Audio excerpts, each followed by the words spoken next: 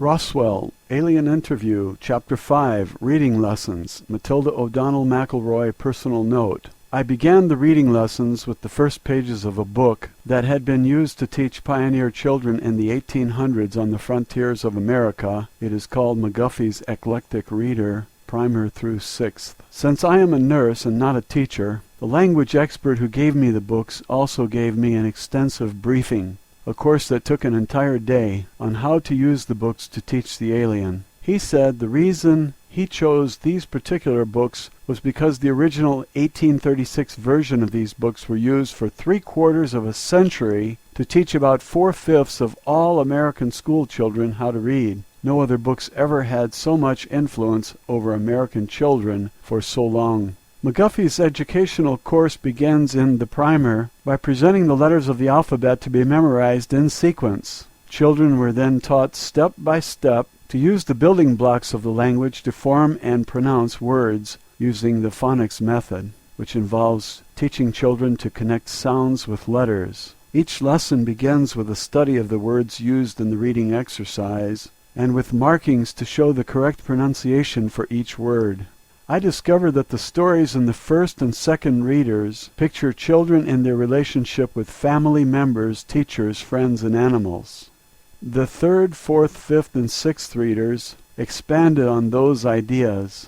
One of the stories I remember was The Widow and the Merchant. It's kind of a morality tale about a merchant who befriends a widow in need. Later, when the widow proves herself to be honest, the merchant gives her a nice gift. The books do not necessarily teach you to believe that charity is expected only of wealthy, though. We all know that generosity is a virtue that should be practiced by everyone. All of the stories were very wholesome, and they gave very good explanations to illustrate virtues like honesty, charity, thrift, hard work, courage, patriotism, reverence for God, and respect for parents. Personally, I would recommend this book to anyone.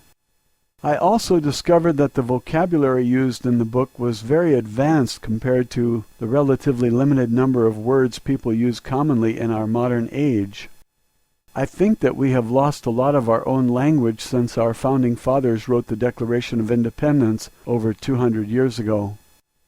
As instructed, I sat next to Errol in the interview room, reading aloud to her from each successive book in the series of the McGuffey Readers. Each of the books had excellent, simple illustrations of the stories and subjects being taught, although they are very outdated by today's standards. Nonetheless, Errol seemed to understand and absorb every word, sound, syllable, and meaning as we progressed. We continued this process for 14 hours a day for 3 consecutive days without interruption, except for a few meals and rest breaks on my part. Errol did not take breaks for anything. She did not sleep. Instead, she remained sitting in the overstuffed chair in the interview room, reviewing the lessons we had already covered. When I returned each morning to begin where we'd left off, she had already memorized the previous lessons and was well into the next pages.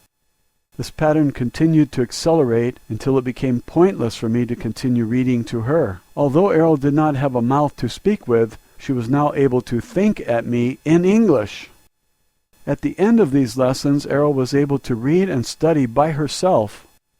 I showed her how to use a dictionary to look up new words she encountered. Errol consulted the dictionary continually after that. From then on, my job was acting as a courier for her, requesting that reference books be brought to her in a steady stream. Next, Mr. Newble brought in a set of the Encyclopedia Britannica. Errol especially enjoyed this because it had a lot of pictures. After that, she requested many more picture books and reference books with photographs and drawings, because it was much easier to understand the meaning if she could see a picture of the thing she was studying. Over the next 6 days, books were brought in from libraries all over the country, I presume, because it wasn't more than a few more days before she had read through several hundred of them. She studied every subject I could imagine, and many other very technical things I never wanted to know anything about, like astronomy, metallurgy, engineering, mathematics, various technical manuals, and so forth.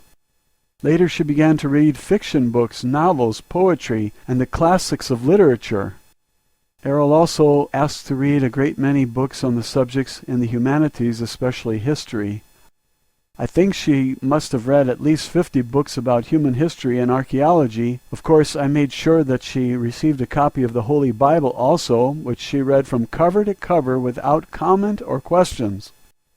Although I continued to stay with Errol for 12 to 14 hours each day, most of that time during the following week had been spent without much communication between us, except for an occasional question she asked me. The questions were usually meant to give her a sense of context or to clarify something in the books she was reading. Oddly, Errol told me that her favorite books were Alice's Adventures in Wonderland, Don Quixote's de la Mancha, and 1001 Nights. She said the authors of these stories showed that it is more important to have a great spirit and imagination than great skill or power. I could not answer a lot of her questions, so I consulted with people in the outer rooms for answers.